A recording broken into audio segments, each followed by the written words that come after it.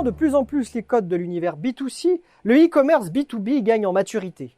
D'après la nouvelle étude de Xerfi Precepta, la digitalisation des processus achats se poursuit au sein des sociétés françaises, à tel point qu'une part croissante des transactions et commandes inter-entreprises passe dorénavant par les canaux numériques. Pour autant, si les fondamentaux s'avèrent solides, le jeu concurrentiel s'en trouve de nouveau bouleversé. Le monde de la tech est en effet désormais sur la défensive et les marketplaces soumises à des pressions réglementaires toujours plus fortes.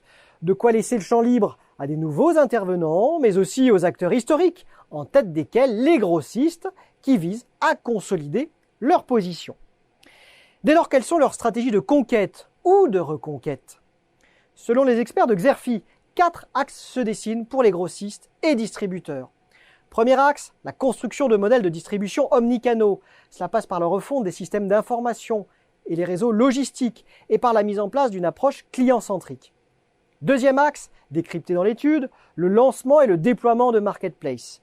Cela a pour objectif d'étendre le catalogue et d'élargir le positionnement prix afin de développer de nouvelles sources de revenus. Citons à ce titre Agnel Marketplace, une plateforme en pleine expansion sur le marché de la pièce automobile.